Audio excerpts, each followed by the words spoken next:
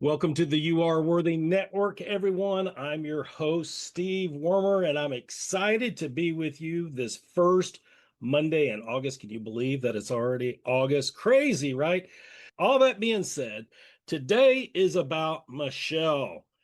Michelle Thompson, Yes. MBA, PMP, is a certified life coach, founder of Michelle Thompson Coaching, and author of Courageously You: Seven Mhm. Simple Frameworks to Create the Life You Love. In her debut book, Michelle draws on her own remarkable journey from rock bottom to radical reinvention to offer women a compassionate, practical roadmap for transforming their lives through seven powerful frameworks. With over 17 years of experience helping and mentoring women through life's most pivotal transitions, Michelle brings a uniquely holistic approach that blends her analytical project management background with deeply personal transformational coaching. Her work is rooted in truth telling, courageous action, and the belief that it is never too late to become who you were meant to be. Michelle spent over 2 decades in corporate leadership, including managing a 67 million global HR platform implementation. Her expertise in change management, transformational leadership, and executive presence now serves her greatest mission: helping women break down big goals into manageable steps and achievable life-changing outcomes. Michelle holds an MBA from Wake Forest University School of Business and holds certifications as project management professional and certified life coach. She Mhm. is also in her second season, over 35 episodes and counting, hosting Mhm. her comeback, Transforming Your Life After 50, a podcast featuring empowered women who have leaned into their created future and inspire others to become the best version of themselves, regardless of age, circumstances, or background. Wow. Michelle, welcome to the You Are Worthy Network. Thank you so much, Steve, for having me. I appreciate that, and I'm honored to be here with you today. How does that feel, having your bio read back to you? I'm like, there's a moment I have to pause and be like, whoa, wait, I did that? Wow, it's amazing to me how life has come at me in a number of different ways and how I've been able to continue to move forward. And I know today at 55, I am absolutely the best version of me. And I can hope that I can continue to grow and further develop along this journey. So it's just, like I said, just a real honor to be here. I love that you're not afraid to put your age out there. Yeah. Even as you were describing what it felt like to have that bio read back to you and all those things you have accomplished, even my thought was, and the best is likely still in front of you. And so I love that at 55, and we're not that far apart. You're my wife's age, and I'm 57. And there's so much that we've seen, there's so much that we've done, but there's so much good still to Yeah. come. So I love that perspective for sure. Yes. Tell, tell us, 100%. tell us, Michelle, what part of the world you live in? Where do you call home? I am in Southwest Florida on the Gulf side, directly due west of Fort Lauderdale. I'm right in between Naples and Fort Myers, a little town called Bonita Springs, Florida. Love it here. Moved here 6 years ago this month, August 15th in 2020. I moved to this area. I'm a native North Carolinian. I still have all my family, or most of my family, I should say, is in North Carolina. So still have strong ties there. But I love Southwest Florida. It is me. Yeah. So I'm not the only one that moved during COVID. That's right, for sure. I moved. There's a lot of us. Tell us who you do life with. Tell us about your family. So my boys, I have two boys, 27 and 24. Again, they're both in North Carolina, young adults creating their own life for themselves and doing well. And my parents are actually in Myrtle Beach, South Carolina. So no grandchildren yet. No grandchildren. Okay. So when you get with your sons, what do you guys like to do for fun? We're big sports fans. We love football together. The boys played football from the time they were little growing up. And then so today we're big NC State Wolfpack fans for NC State. We're going to a game this season. We usually do. Every football season, we usually figure out, okay, what football game are we going to this year? Last year, we actually went up to see the Patriots play against the Carolina Panthers. So I have one son's a Panthers fan, one son's a Patriots fan. So it wasn't a good day for the Panthers that day, but it was a lot of fun getting some time with them. Okay, so I'm trying to remember what I read in your bio. You got your MBA at Wake Forest, so your undergrad at NC State? No, unfortunately, I wish I could say that. I went to Guilford College for my undergrad, which is a small private college in Greensboro. Yeah, I come to love NC State a little bit after that. Their father went there, and when we were together, we spent some time going to games and stuff. So I got to know other people who had went to NC State or had gone there, and so it just stuck with me. It's like, oh, I really love this environment. I love this college. I love the school. And that's totally cool. They Yeah. appreciate your support. My Yeah. favorite football team and basketball team, I didn't go to, I'm not an alum of either. I totally get it. It's cool. Yeah. All right. We're going to dive in here, starting off with a little this or that. Mhm. And here's what I want you to remember with this. Don't Mhm. overthink it. First Mhm. answer that comes to mind. And in these series of quick questions, I'll give you one answer where you can say both. So be wise and not use it too early. Okay. Only one answer I can say both. Only one you can say Okay. both. Okay. All right. Small Okay. town or big city? Small town. Read the book or watch the movie? The book. Mm-hmm. Books or podcast? Books. Early bird or night owl? Early bird. Mm-hmm. Camping or hotel? Oh, hotel. 100%. Sounds like a story. Oceans or mountains? Oceans. Rock music or country music? Country. Okay, okay. Dogs or cats? I have to say both on that one because I have historically loved dogs, but right now I had a dog that passed in Mm. December. And so right now I have a cat, and I've had this cat for 5 or 6 years now, and I do love my cat. So I have to say both. Now that was a good time to use it, I think. Yeah. Cook or take out? Take out Ice cream or pie? ice cream, Chocolate or vanilla? chocolate, 100%. And the last one, coffee or tea? Coffee. Okay. Huge Dunkin' coffee fan. Dunkin' is it. If you would have asked me Dunkin' or Starbucks, it would have been Dunkin'. So so FYI. so we definitely align. I just quit coffee Friday, Ah, okay. Wow. and I was a medium or large Dunkin' Donuts French vanilla iced coffee with cream and sugar every single day. Ah, And that's why I quit. I'm trying to move away from the sugar. And yeah. but I've done that like 3 times. So Well, there is an alternative to just still getting the coffee, but just taking it black, taking out the cream and sugar part. It's an option, maybe not a good one. if I'm being honest, I'm probably going for the cream and sugar and give me a little coffee with it. So that's the Yes. problem. But anyway, I do agree with you. It's much better than Starbucks. Let's go back in time. I want to take you to your senior year in high school. I Okay. want to take you specifically to graduation is upon you. Let's say graduation is on a Friday, which it usually is, Mhm. and it's Wednesday afternoon. Mhm. Let's get into the mindset of Michelle for a second. Mhm. Are you, oh my gosh, how did it get here so quick? Oh my Mhm. gosh, I better get a job. I'm going to miss this place. I guess I better start getting a little serious about Mhm. my future.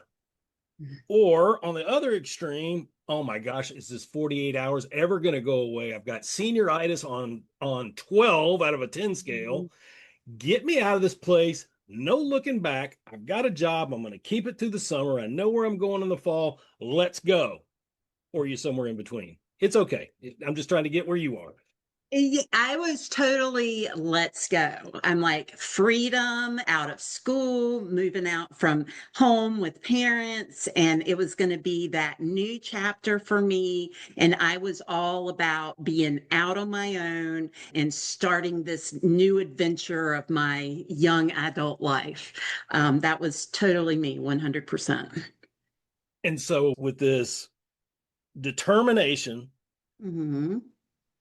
what was the plan? Was it school? Was it a specific degree? Did you have your sights on a specific career? What was the plan? Yeah, this is such an interesting thing to reflect on because I can tell you I do have a history with addiction, alcoholism. I started drinking my senior year. And the way that started, the alcohol for me, it was that let's go, that liquid courage, if you will. It just opened up doors. It made me see this big, beautiful world. And that was when I first started drinking, it was just like, oh man, I had discovered alcohol and I was ready for life. And that's how that was a huge influencer in how I viewed going to school and how the rest of my life was going to play out. So that's where I was. Now, I would contrast while I was very ready to get started in this life and enjoy my freedom and have fun and party and all of that. When it came to school, I did not know what I wanted to do. That I was lost in that vein. In fact, it was the end of my sophomore year, and they're telling me, okay, Michelle, you got to pick a major. What are you going to do? And I'm like, okay, well, I really think I like that economics class that I took. I'll major in economics. So that's how I landed in that. And so that was my major. And then I think it must have been my junior year. I also had a couple of sociology classes, which I really enjoyed. And I was like, you know what? Maybe I could even double major, do a sociology and economics. And because I really had no idea what I would do with either one of them. My decision was just based on I enjoyed the content. I enjoyed the classes with sociology, just the study of people and societies and everything. I just think that was fascinating. And then just economics from a business perspective, understanding supply and demand and some of those different things. Those were just two topics that interest me. So when I graduated Guilford College, that is what I had was a double major in economics and sociology. And is this the part where I ask you, did you do anything with either? Well, no. That's all that mattered, right? It was a degree. That's right. That was a very interesting journey. Like when I first graduated, I did have a job initially as what was it, like a purchasing clerk or something? It's just a clerical job behind a computer desk and everything. But it wasn't long after that I had what would be for me a real foundational, probably the best foundation I could have had with a job. And it was teaching somehow, some way. I was hired to teach computer software classes do you remember when it was CompUSA? They sold computers and that kind of thing. So this was back in the 90s. So there was this place called CompUSA. It was a retail store, but then they also had a training center where they would teach software classes. So I go in there. I have a degree. When I graduated in 93, it was, what did we have? Word Perfect stuff Word on perfect. the stuff, like the open Apple stuff, the Apple computers. But even that, I did nothing with that when I was in college. So I went in and I just convinced this guy that somehow I would learn what I needed to know and that I could teach some computer software classes. What happened? I stayed at that job for a year, but what I did is I learned Word. I worked Windows at the time. This was before it was Windows 3.1. So I learned that, Excel, PowerPoint, all of the basic software.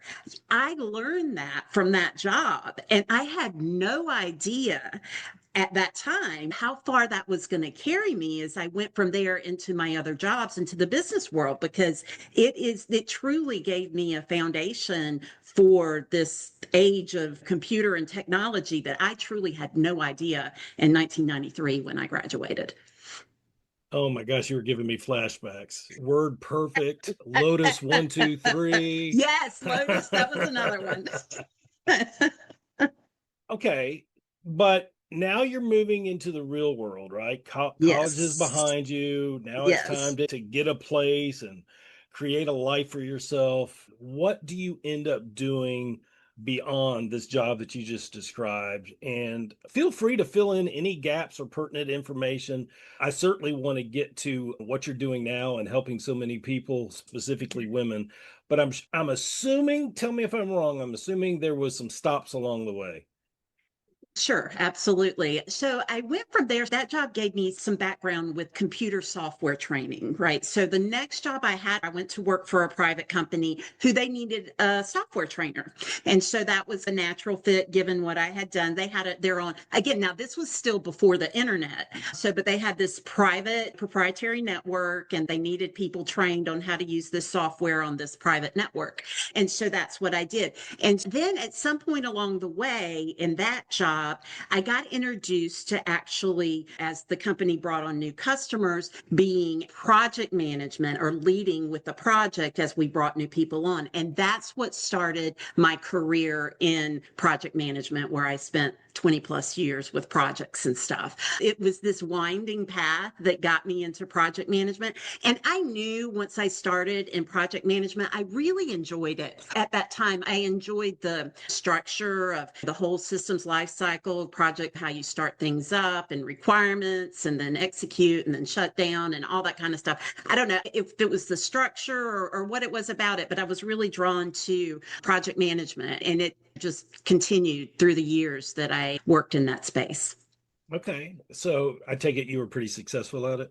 Yeah, I was. I had opportunities early on. Like I have my PMP now, which I got in 2015, but early on in 2006 or something, the company that I was working for wanted all of their project managers to have this certification. And that was the beginning of a real downhill slide for me. I was drinking more and more. My two boys were young, and things started really going downhill from my personal life, my relationships, just everything was not going well.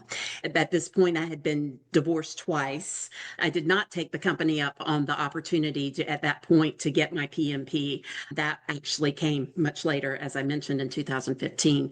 About 2006, the next couple of years were really my darkest, I would say, in terms of where I was in my personal life and just the mess that I was making of my life.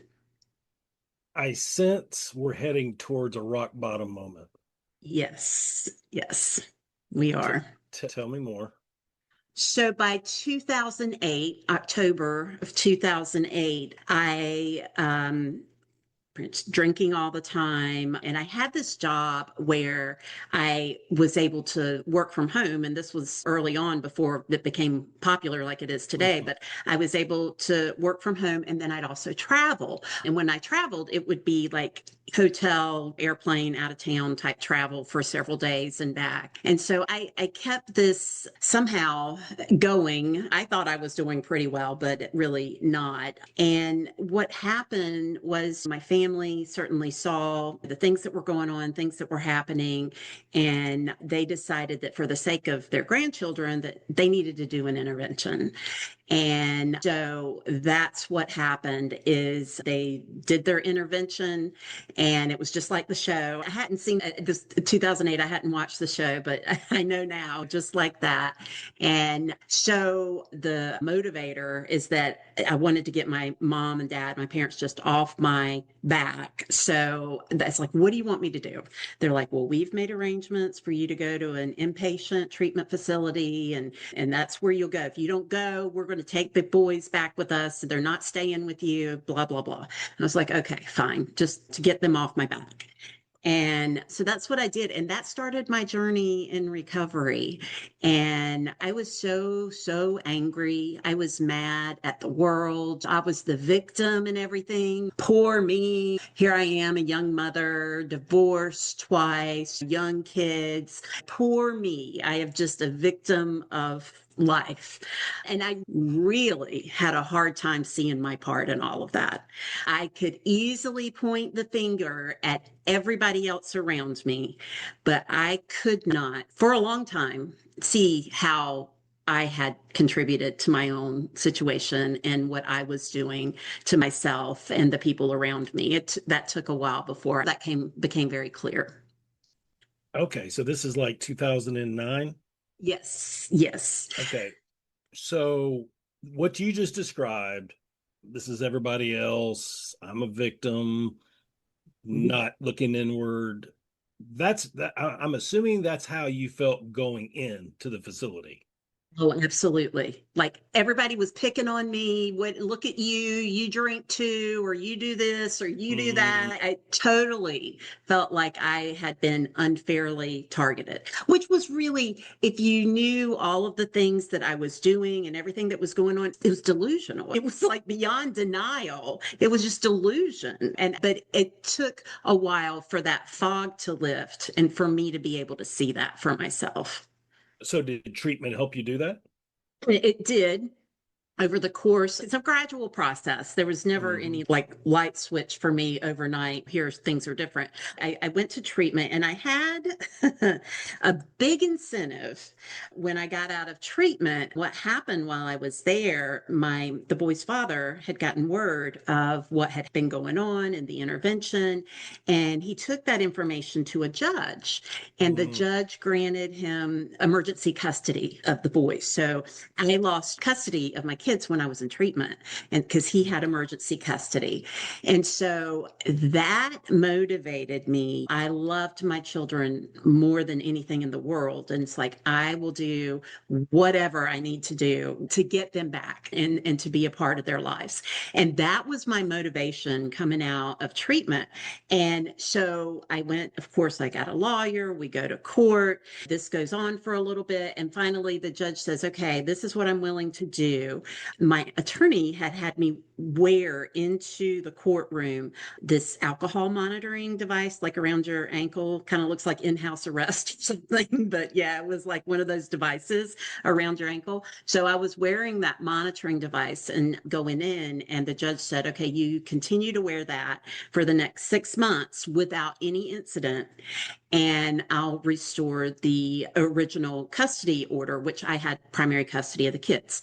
So when I left the courtroom that day, I was like, okay, I got 6 months where I can't drink.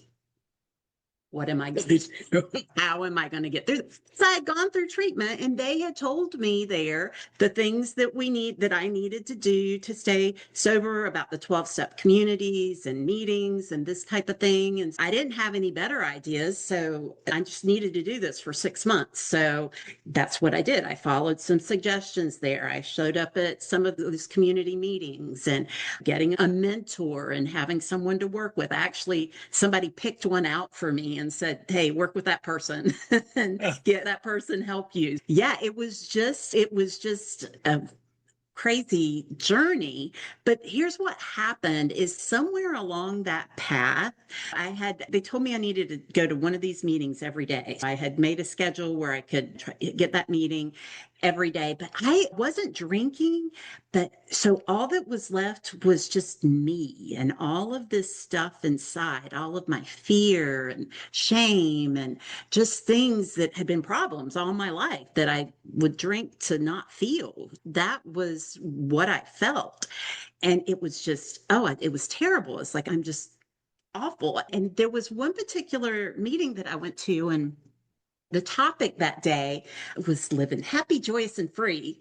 And it was like, I had just had it to hear. I'm just like, I don't know what you people are talking about. Here I am, come to these meetings. I'm not drinking. And I am about the furthest thing from happy and joyous and free as someone could be. I was miserable. Mhm. And so after that meeting, I called this mentor that I was supposed to be talking to and working with that I hadn't talked to very much. And she told me, she just listened to me rant and rave a little bit about what was going on. And she said, listen, Michelle, the people that talk about living happy, joyous, and free, they've done the work. There's this work that we talk about in the program. Are you ready to put pen to paper and start doing some of this work that we do? And that was it for me. And I said, yeah, I am. And when I went back home, there was some writing that I had to do. And it was like the floodgates just opened for me. And I just started writing about these things that had been going on and where I had been and what had happened. And it was really that day, the blinders just, oh, wow. I told you about the denial and the delusion that I had been in. It was that day I saw that for the first time. Wow. And it was a real transformation for me, what happened that day. And so I continued to do the work that I had been given and following the program as we're told to do. I continued doing it. I just didn't look back. And sure enough, as I started following that, then things did become better. I did start to be like, okay, yeah, this is not so bad. Life is actually getting better. This is a real improvement for me. And that's when everything started to change. After that experience, that whole 6 month thing came and went. And it'll be 18 years in October that I haven't had a drink or any mind Wow. altering substances. So, yeah, Wow. Congratulations. thank you. Thank you. Wow. So you did the work, you got the kids back. Yes. Praise God. And what about work at this time? So I had taken time away from work, the FMLA or whatever. So I had Mhm. done that for a period of time, but I went back to that same job where I had this life where I used to drink all the time at this job. I just one day at a time, I went back to doing the things that I was hired to do. And sure enough, my performance got a lot better. Heck yeah. And it was really interesting. I talk about this in my book. There was a point in 2012, so now I've been sober a few years, and I had an opportunity to go to a different job, still in North Carolina, but it was another town. And I was ready to go to this new job, and I was going to start on a Monday of that week. And they called me the Friday before and be like, oh, wait a minute, we've got some problems here with your paperwork. We found that we have this in your record that you had a DWI back in 1990, which I did. I was a sophomore in college. And so I had a DWI back then. So this had been 20 years ago, basically, at this point. And I was like, well, yeah, it's like, it was 20 years ago. I think I may have thought about it when I was filling out the paperwork, but I'm like, oh, that was 20 years ago. I guess I somehow justified it, rationalized it, thought that it didn't matter anyway. And they said, well, you didn't disclose it. And because you didn't disclose it, we're taking away the job offer. So they took back that job offer. And I had already quit the job that I was in. Oof. And so now I'm back to where I thought I was going from one job to another job to no job, unemployed. And I went back to my old boss at my previous employer and told them the story about what happened. And it just so happens that they were even going through some stuff where they weren't going to backfill positions and this and that. But for some coincidence, some strange reason, there was a requisition open. They were going to backfill mine. And because it was still open, and because I had cleaned up my act in those years before, my boss was willing to hire me back. And so I was able to go back to that previous job after that whole debacle happened. So it's crazy to me, just wild to think about the ways that my higher power has showed up. And just even when maybe I didn't really have a good awareness of it or a good recognition, but today I know I look back on all of these things and I was like, you know what? There was a gentle, loving, healing hand in the midst of all of that. And I am Mhm. so forever grateful for that. So it's just been an amazing ride. Wow, that's awesome. That is awesome indeed. So you mentioned the book. Yes. Tell us, well, help me. with this. So you wrote the book. Tell us some more about the book and when it was written. And then is there a correlation there with launching your coaching business? Yes, absolutely. So the book was written, just released in June 25th of this year of 2026 is when I launched it. The project of getting this book written was really pretty quick by most standards. I had just decided last fall, in fact, it was right around Thanksgiving of last year, I decided I'm going to write this book. My motivation is I wanted a way to get my message, my story, the way that I'm helping people one on one. I wanted a way to get that out to a broader audience. I needed more tools in this business that I had just launched my coaching business in 2024 in September. So I needed a way or wanted a way to reach more people. And I had been coached by my own life coach to say, hey, Michelle, books are really great ways to broaden that connection. And so it was just within just a short period of time, I said, okay, I'm doing this. I have to back up just a little bit before. If Sure. even last year, we're in August. So if you would have told me last August, a year ago, Michelle, you're going to write a book, and I would have been like, oh, really? Well, what's it about? What am I going to write about? It really, things came together for me last fall. I was working on a workshop for an event where I was going to share stories of transformation because of things like I've been talking to you about. There's been a number of different transformations in my life. And so I had a signature talk around that. I still have a signature talk around that. And as I made that decision to write the book, it's like, okay, let me take the things I'm talking about in my talk and I'll expand on that. And that'll be the basis for my book. So that's how I got there. Things that I talk about in my book, I talk about my first chapter is what I was telling you and just shared with the audience about my recovery. So I do talk more about that story because that was foundational for me. It was my launching pad. It was where everything else that I've been able to do in my life is built on that, because without that, none of those other chapters, there wouldn't be another 6 chapters. And then what I go into is as I continue to grow, I decided at 47 years old, I had all this time I had been doing project management, like we talked about, but I decided, do I really want to keep on doing project management for another 20 years? I don't think I want to do this for another 20 years. What else can I do in business? So I looked into and went back to school to get my MBA as a way to broaden my base, broaden my knowledge base so that I could look at other areas of business or just another way that I can grow in business. So that's another thing that I talk about in chapter 2 about just going back to school at 47 to get my MBA and that whole experience, working full time. The boys are still at home and then getting all that done. That was quite a busy couple of years. Yeah, sounds Um, like it. yeah, after completing my MBA, I continued to work and I was definitely still growing and doing well in my career. I really had in my mind that I knew where I was going as far as I had this corporate job. There'd been different opportunities that I'd have there. Again, I was continuing to get more experience, more areas of the business that I understood.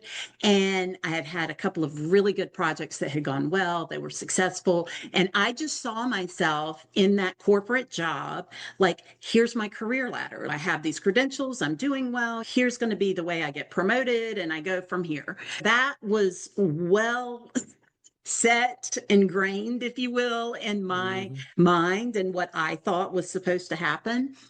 But little did I know there was another plan at play and a much better one. Some things happen where that with that job where leadership changes, that kind of thing. And it just was not going to work for me to stay there. I was denied a promotion and the way that things had gone began to change. Just some things became really toxic. And I was like, okay, I've got to do something else. And so I had to go on this course of some more self discovery of what is it that I want to do? What's my next thing going to look like? And through a lot of soul searching, I discovered coaching.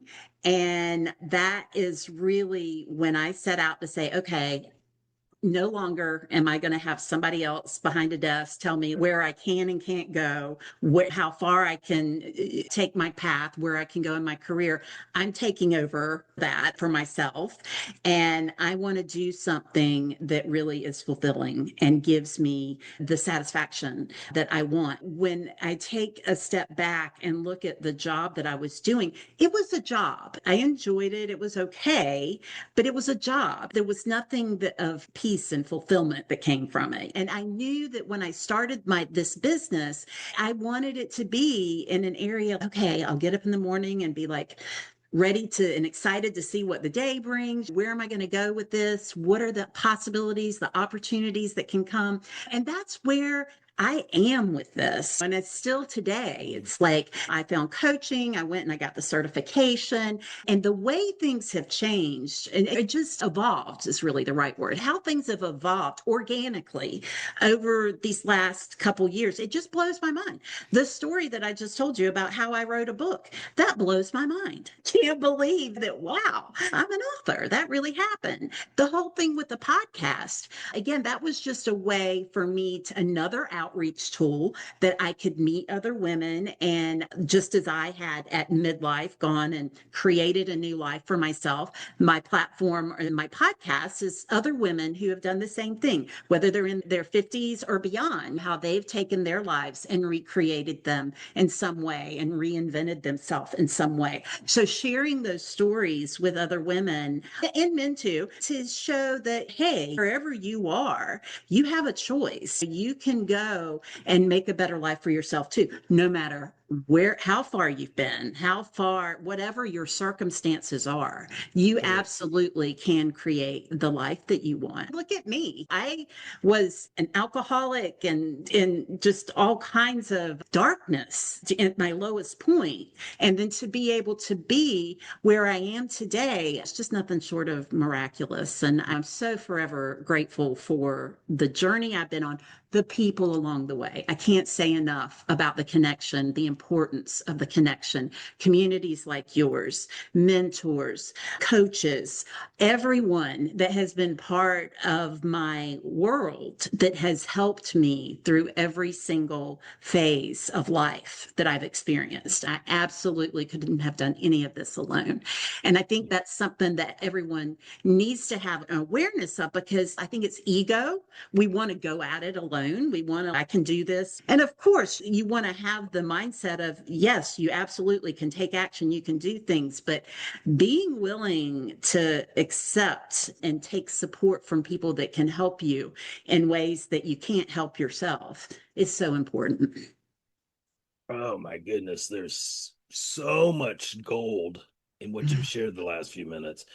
I guess I'll kind of start backwards. I don't know about you. It sounds like this is probably the case for you too. I'm finding as I get older, not only is it more helpful to have people in your life and to help you, it's actually more fun.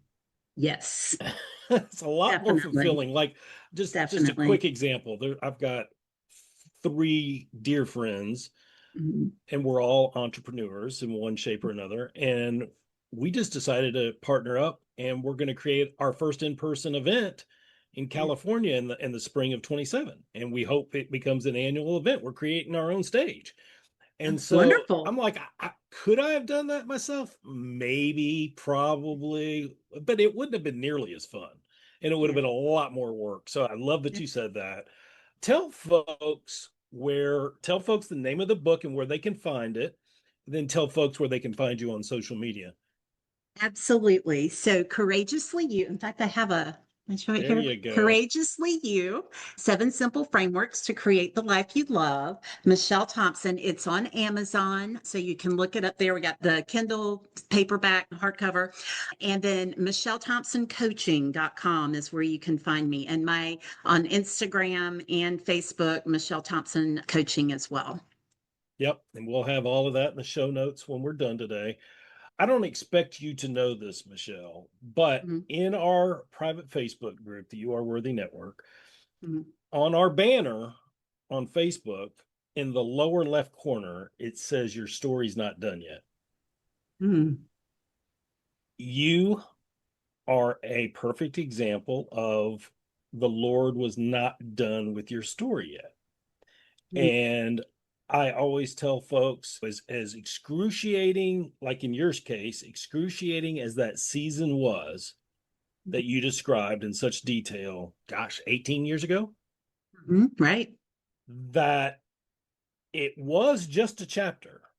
Hmm. And it's great that you learn from it, because you don't want to Yes. have to repeat lessons if you don't have to. But you are now seeing the fruit of some of your best chapters being Mm, lived out in this life.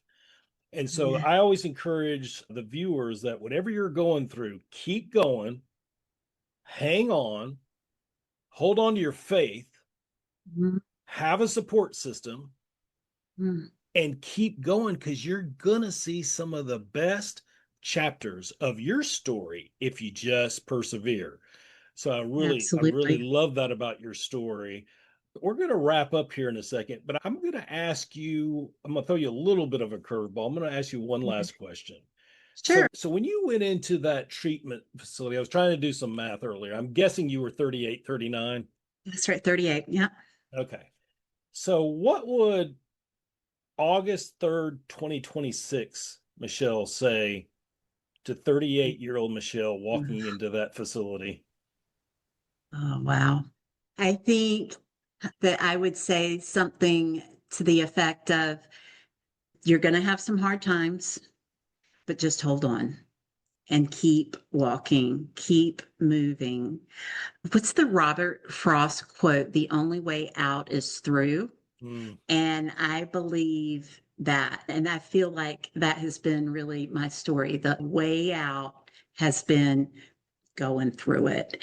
And with each chapter, there has been, while I've talked about some of the really some hard, painful stuff, there's also been inexplicable joy. There's mm, been a sense of accomplishment with going back to school and the relationship that I have with my boys today. I can't even, we are so close. And I am so grateful that I'm there and I'm able to be present in my boys' life today mhm. as in their young adult life and everyone else in my family. And it was just, the list is too long to go down, but there's just know that the tough times are not going to last, but That's you right. will, one step at a time, work through it, walk through it. Yep. Great advice. I want to thank you, Michelle, for sharing glimpses of all that journey, Mhm. like from early on to what you wanted to do, what that young high school girl wanted to achieve, to not knowing what you wanted to major in, Mhm. to success early on, to some very difficult personal situations, family situations, being vulnerable about that. I really appreciate that. And then seeing the transformation, Mhm. and not just realizing, even though you didn't say this, I sense it's certainly your heart. The transformation wasn't just for you, it's how you're giving back to all those Mhm. women that you're encountering in coaching, and the podcast and the speaking and the book. Remarkable transformation. Thank you for sharing some of your journey Mhm. with us today. I'm grateful for you. I know the viewers are going to be touched by you. Thank you for being my special guest today. Thank you so much, Steve. Real honor. Thank you. Thank you for joining me today on this special bonus episode where I was a podcast guest this week. I'd like to just take a moment to share with you a little bit more about the RISE framework. What you heard today comes directly from my book. And I have a question for you. What if the moment you hit rock bottom is actually the moment that everything starts to change? I want to share that framework that took me from breaking point to breakthrough. This was one of the harder chapters, one of the hardest chapters of my book and my life. It's for anyone where denial is keeping you stuck. And it's only action that's going to take you forward. Let's go through the RISE framework letter by letter. So start with the R. Recognize the denial. This starts with listing the excuses you've been making, not judging yourself, but to actually see the pattern instead of just isolated incidents. I'll tell you honestly, I was court ordered into recovery. I didn't choose it willingly. But the very first step for me was simply writing down the one true thing that I've been avoiding. And you start with just one, and you don't have to show anyone. You don't even have to act on it yet. You just have to stop denying that it's there and that it's real. Then I inventory the impact. This means honestly writing down how your current behavior or your situation is affecting your relationships, your work, your health, your finances. It's identifying that gap between who you are right now and who you actually want to be. It's not about shame. It's about acknowledging the real cost of staying exactly where you are. And then the S, it's so important to seek support. Identify one person who can hold you accountable. Research what options or opportunities are available to you, whether it's therapy, a support group, some type of program, coaching. And here's the part that a lot of people skip. Make that ask within the next 48 hours. Not someday, one day, whatever, 48 hours. The longer you wait, the easier it is to talk yourself out of it and justify and rationalize and all those things that keep you stuck. And E, execute that commitment. This is where you commit to one daily action in support of your goal. Ask yourself, what is one thing I can do today? It might mean removing access to that thing or that behavior that you're trying to change. It means creating your why statement and keeping it visible. So on those hard days, you can remember why you started this and why you're doing this. Remember, transformation happens one small step at a time. You've already started rising the moment you stop pretending. So this is the RISE framework. Recognize the denial, inventory the impact, seek support, and execute your commitment. From breaking point to breakthrough, one small step at a time. I'm your host, Michelle Thompson. Make sure you check out my book, get your copy on Amazon, Courageously You, 7 Simple Frameworks to Create the Life You Love. And if you're ready to go to the next step and work with me as your coach, I want to hear from you. Reach out. I have the contact form and information in the show notes. I wish you all the best. Until next time.